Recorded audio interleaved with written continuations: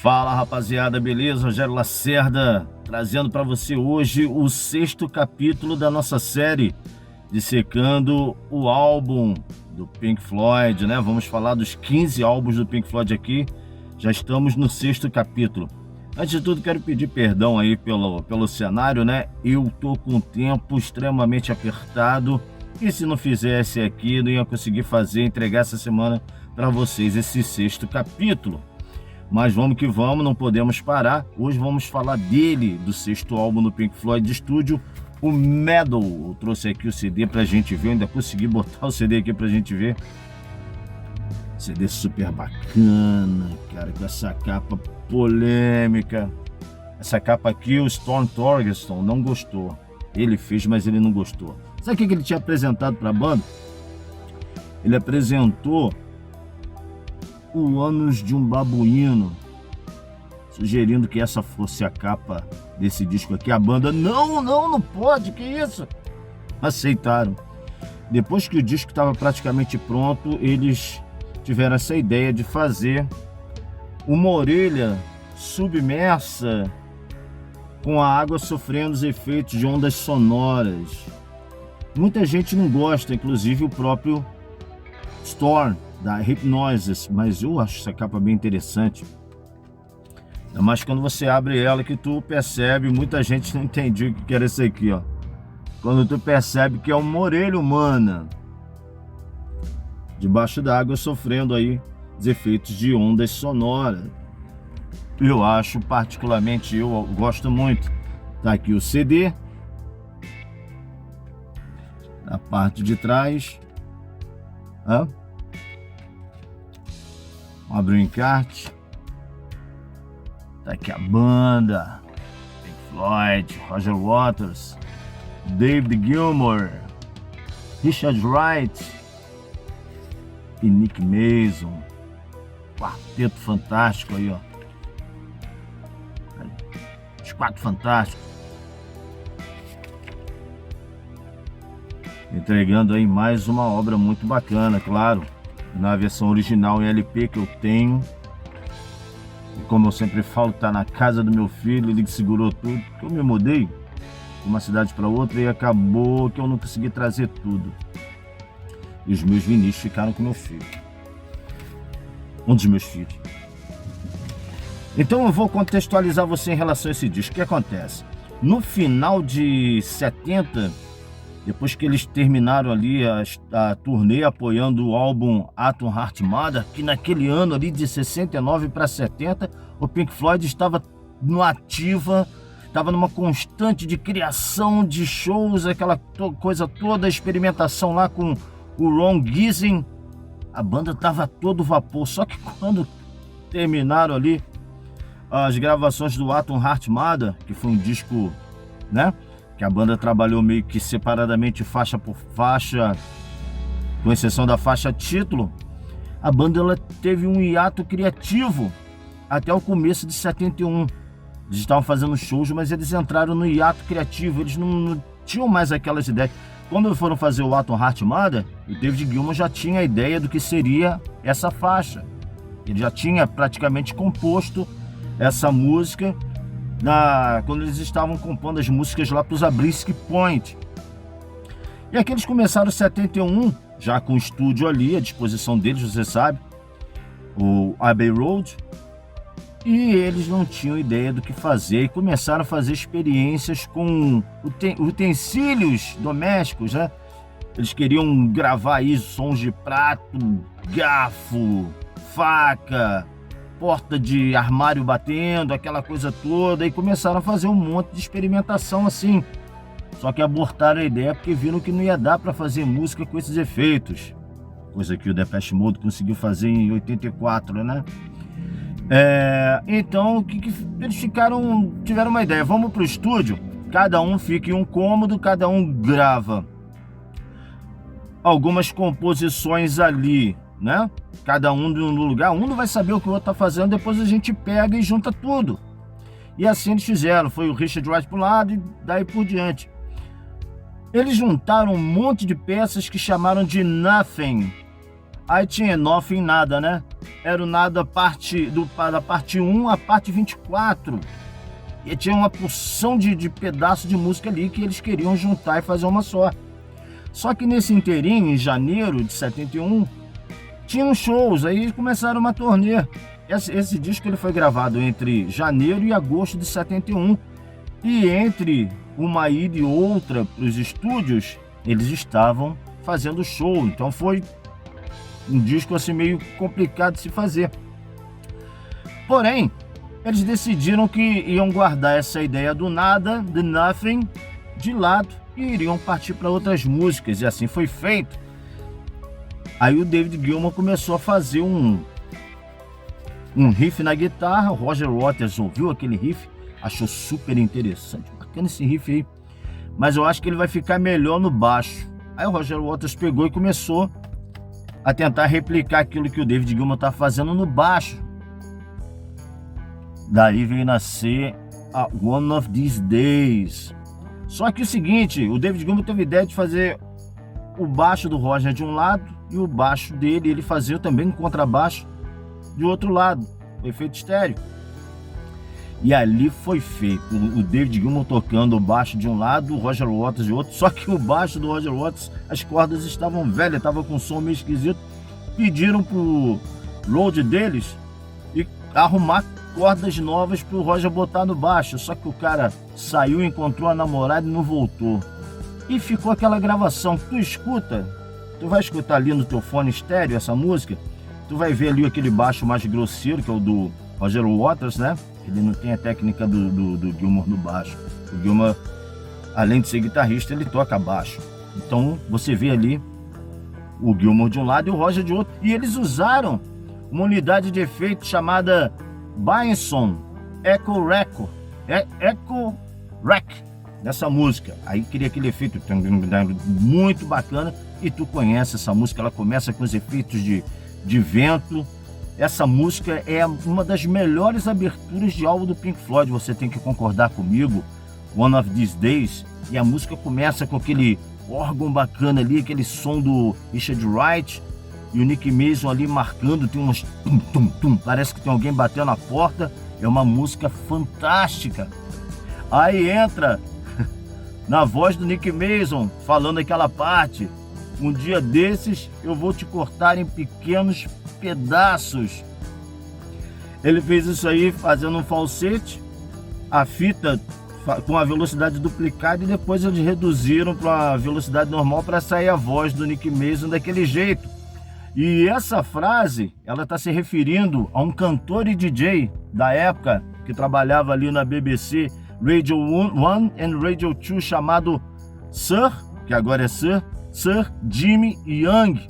Era um DJ ali que eles não gostavam. Eles não gostavam desse cara, porque nas apresentações do Pink Floyd o cara ficava balbuciando algumas coisas, eles ficavam pistola. E essa frase, um dia desse vou te cortar em pequenos pedaços, que o Nick Mason fala em One of These Days, é direcionada para esse cara. Inclusive nos shows, em alguns shows, o Pink Floyd cortava, né, partes sonoras das locuções desse cara e colocavam no show de fundo, ou seja, cortou ali em pedacinhos as narrações do cara na BBC. Muito bacana, né? E essa música tem a história. Tem um artista chamado Ian Ames, que ele criou um mini filme com essa música de fundo, One of These Days de fundo, com uma galera dançando uma animação em vários cenários. Pink Floyd viu isso na TV e contratou o cara para o cara fazer outros clipes do Pink Floyd, né? Usando seus desenhos com a música do Pink Floyd de fundo. Você já deve ter visto no YouTube aí o One of These Days com esse desenho, nessa animação, uma opção de gente dançando, né? Muito legal. E esse cara trabalhou depois com várias outras músicas do Pink Floyd. Já viu aquele relógio lá do Time? Esse cara que fez. E tem mais uma coisa interessante. Tem um disco do Brian Eno chamado Taking Tiger Mountain. Ele usa numa das músicas lá, não sei que ela, Uncle, esqueci o nome da música, que ele usa esse riff de baixo de One of These Days na sua música. Depeche Mode no disco Violator de 1990, na música chamada Clean, no final do disco, eles usam também o mesmo efeito de baixo lá do Echo Rack Benson na música lá, o Clean, só que numa cadência mais lenta, né? O baixo do One of These Days. Interessante, a música que realmente fez muito sucesso. Inclusive o nome dessa peça aí do Ian Ames, que tem no YouTube, se chama French Windows. Muito bacana. Inclusive também tem um programa de uma TV soviética que na época também tocava um trecho da One of These Days num programa chamado Panorama Internacional, na União Soviética, na antiga União Soviética. One of These Days fazendo história em tudo quanto é lugar aí, né? Aí a música ela termina, né, com aquela... Ela fica mais depois da frase do Nick Mason, ela fica muito mais agitada, a bateria, tu vê ali o Nick Mason arrebentando a bateria como poucas vezes você vê. E o David Gilmour até hoje considera que é a música mais colaborativa da banda, é a música que a banda mais se entrosou para fazer. E a música termina com aquele efeito de vento, onde entra agora a música A Pillow of Winds. Esse nome é originário de uma mão, de um jogo que eles jogavam durante a turnê lá na França, em Saint-Tropez, um jogo chamado Mahjong. Tem uma mão desse jogo que se chama A Pillow of Winds, e o Pink Floyd botou. Essa música ela é feita ali com um acorde de Mi maior, uma afinação de cordas soltas. A música é feita por David Gilmour. David Gilmour, inclusive, ele começou a fazer a letra. Já estava lá começando a ficar mais solto para fazer as composições, que você vê que nos outros discos ele tinha dificuldade de botar a letra, ele já começa a fazer a letra aqui e chama o Roger Waters para terminar a letra para ele. Então tem umas partes na letra de A Pillow of Wings que é bem romântica, uma coisa mais romântica.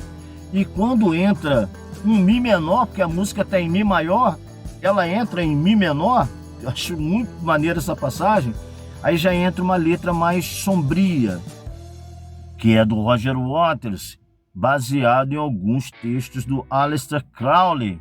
Danadinho esse Roger Waters, né? É uma música fantástica, eu acho que essa música fantástica, ela tem uma slide guitar espetacular, A Pillow of Winds. Para mim, é uma música que entrou muito bem depois daquela One of These Days, ela casou muito bem ali no álbum, musicaço.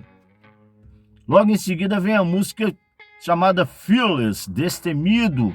Agora é o Roger Waters que começa com o violão com afinação em sol aberto, afinação aberta, que quem ensinou para ele foi o Syd Barrett. Syd Barrett ensinou ele a fazer essa afinação em sol aberto nessa música aí, Fearless. Uma música que ele compôs também junto com o David Gilmour. O David Gilmour fez a melodia, né? E os dois fizeram juntos arranjos e o Roger Waters colocou a letra. Essa letra, se você for dar uma olhada nessa letra, se você for dar uma olhada legal nela, você vai ver que essa letra, ela tá falando mais ou menos aquela história do The Wall. É a relação do público, das pessoas, do artista com o público. Ele pode estar falando um pouco do Syd Barrett ali, eu não sei. Eu sei que é interessante, que todo mundo já sabe disso, né? Mas eu tenho que citar, que é usada ali uma composição do Roger e Hammerstein, chamada You Never Walk Alone, que é o público ali, a torcida do Liverpool Futebol Clube, fazendo ali no começo, tem um pouquinho, e no final termina com a torcida do Liverpool Futebol Clube cantando You Never Walk Alone, composição do Rodgers e Hammerstein. E interessante que o Liverpool é o time inimigo do time do Roger Waters, que é o Arsenal. Interessante fazer isso aí. A música que nunca foi tocada ao vivo, ela nunca foi tocada ao vivo. Porém, a partir de 2016, o Nick Mason, com o seu projeto lá, a Salsa for Secrets, a sua banda, ele começou a executar essa música Fearless ao vivo. Muito legal, tem no YouTube para você conferir. Em seguida, nós vamos para uma música inteiramente feita pelo Roger Waters. Já chegou lá com a música pronta, né? E inclusive ele no vocal. As duas anteriores é o David Gilmour ali fazendo o vocal, né? Na A Pillow of Winds, e Fearless é o David Gilmour. Agora com a Saint-Tropez, que é a música totalmente feita por Roger Waters, já chegou com ela praticamente pronta e a galera só tinha que botar seus respectivos instrumentos. Inclusive tem um solo muito bacana do David Gilmour ali no meio. E o final, o Richard Wright faz um super solo ali de piano que vai terminando a música. E essa música, a letra dela, ela fala sobre um dia perfeito, do que seria um dia perfeito ali na Riviera Francesa, em Saint-Tropez, local que eles adoravam, eles fizeram ali a turnê e eles amaram estar naquele lugar. Agora tem um negócio interessante sobre essa música, é que você já ouviu falar da Rita Pavone. Rita Pavone é uma cantora italiana que fez muito sucesso nos anos 60. No minuto 2, com 18 segundos da Saint-Tropez, o Roger Waters ele fala uma frase, que é a penúltima frase da música, que diz assim, marcando o encontro mais tarde por telefone. Os italianos, até hoje, e eu vou colar aqui a matéria para vocês, até hoje, os italianos estão dizendo ali que o Roger Waters está falando, marcando o encontro com Rita Pavone. Cara, é bizarro, e até hoje os italianos, inclusive a Rita Pavone, acredita nisso.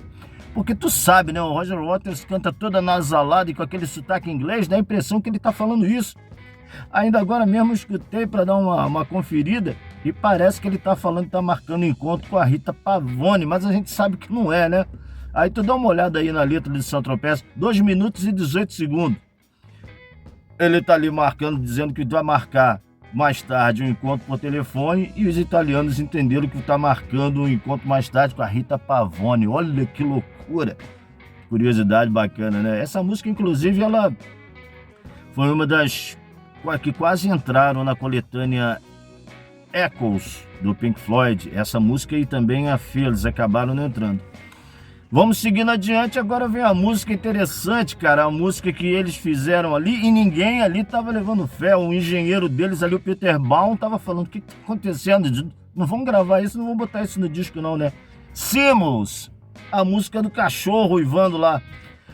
O David Gilmour tava tomando conta do cachorro do amigo dele, o Steve Marriott, guitarrista do Humble Pie, né? Tu conhece o Steve Marriott, guitarrista do Humble Pie. Ele estava em turnê e o David Gilmour, amigo dele, ficou tomando conta do Simmons, o cachorro dele. Só que o cachorro era um rato de estúdio, o cachorro adorava estar no estúdio. Inclusive tem uma música da antiga banda do Steve, chamada Small Faces, que gravaram a música com o cachorro uivando. Olha que loucura, cara. Tem uma música também com o cachorro uivando. Essa não é a primeira música que esse cachorro trabalha não, e o cara é famoso, esse cachorro. E o David Gilmour percebeu que quando ele tocava o violão, o cachorro ficava uivando. O que ele fez? Ele chamou o Roger para tocar o violão, ele estava tocando a gaita e o Richard Wright ali gravando o Simmons uivando. E a galera do estúdio não estava entendendo nada. Pô, eles não vão botar isso no disco, né? Mas acabou que colocaram ali e ficou interessante que o Pink Floyd sempre experimentando. O David Gilmour posteriormente falou assim, foi uma piada mais engraçada pra gente do que pro pessoal da gravadora, né? E eles estavam ali, você sabe, mais uma vez na EMI Studios, Abbey Road, né? /Abbey Road. E agora eles mesmos produzindo disco. O Norman Smith estava fora ali. E o que acontece? Os estúdios da Abbey Road, eles só estavam trabalhando com 8 canais. De Pink Floyd eles queriam mais. Eles queriam trabalhar com mais canais. E foram gravar algumas partes, agora já querendo fazer aquela faixa que seria a faixa destaque do disco. Eles foram para o Air Studios também em Londres e para o Morgan, que tinham mesas com 8 canais, com 16 canais. Eles queriam evoluir no som, né? Gravaram grande parte ali nos estúdios da Abbey Road, mas eles queriam mais. Aí eles pegaram esses trechos chamados Nada, de 1 a 24, e começaram a juntar as peças. E a primeira peça foi o Nada número 14, parte 14, que inclusive entra numa coletânea chamada The Early Years, do Pink Floyd. Entra só essa parte 14, que é exatamente o ping da música que vem se chamar Echoes. clássico definitivo do Pink Floyd. Muitos acham que essa é a melhor música do Pink Floyd. Está entre as minhas 10 mais. E ali eles pegaram, a princípio, esse piano do Richard Wright, que é um piano. Só que esse piano ele é processado pelo microfone e por amplificadores da Leslie. E ficou com aquele som ali espetacular, parece um sonar de submarino. E ali começa essa composição.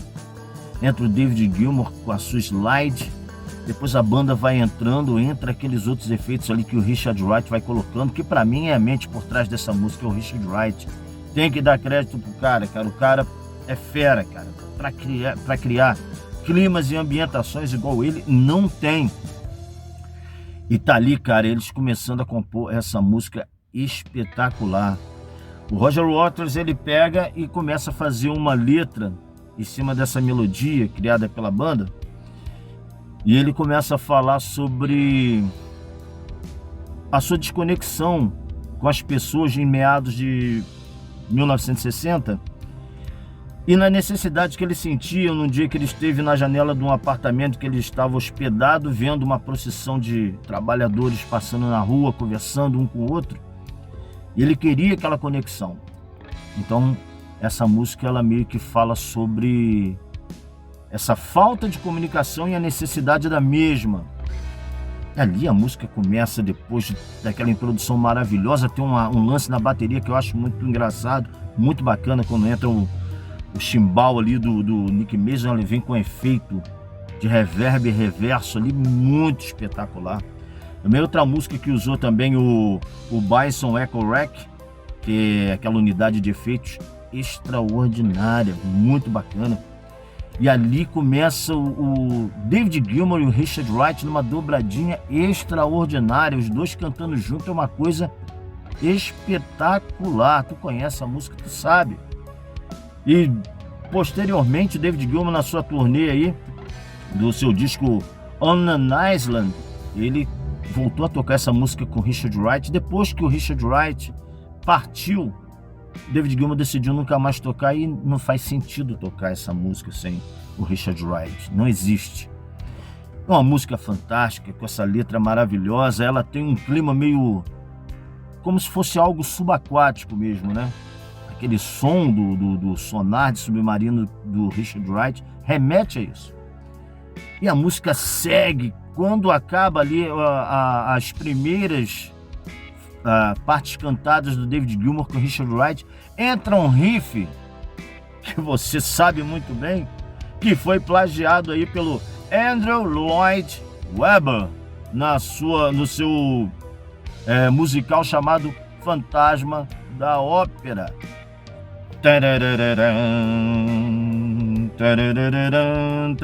Ficou muito conhecido aí com a banda Nightwish, né? Fantasma da Ópera, The Phantom of the Opera. E o Pink Floyd na época pensou, processo no processo, processo no processo, processo, em 86, porque esse musical é de 86.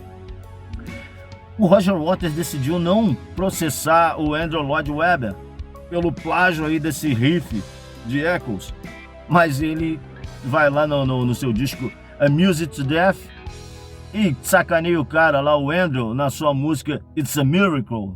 Dá lá uma olhada na música It's a Miracle lá do Amused to Death, que você vai ver que o Roger Waters tá dando ali um tapinha do Andrew.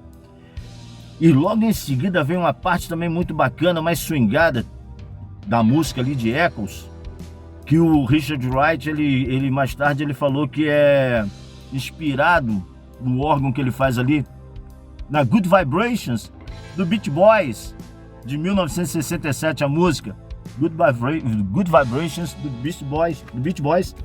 O Richard Wright teve aquela ideia de fazer aquele órgão ali baseado nessa música. E a música vai, cara, um swing, uma levada muito bacana, até desaguar já numa parte experimental, com sons que você parece que está no fundo do oceano, cantos de baleia, o David Gilmour com aquele efeito que ele colocou, que foi um acidente. O técnico de guitarra dele, o cara foi ligar o pedal wah do David Gilmour, o cara ligou ao contrário, ligou errado, fez uma ligação doida ali, que saiu aquele efeito que o David Gilmour fica lá que tu já viu ali no Ao Vivo em Pompeia, foi um acidente, mas o cara usou e ficou perfeito para aquele clima da música. Aí fica aquela parte, né, que eu acho bem bacana, bem viajandona, aquela parte ali no meio. E a banda novamente ela começa a tocar como se tivesse emergindo do fundo do oceano. Tu não tem essa sensação depois que passa aquela parte ali?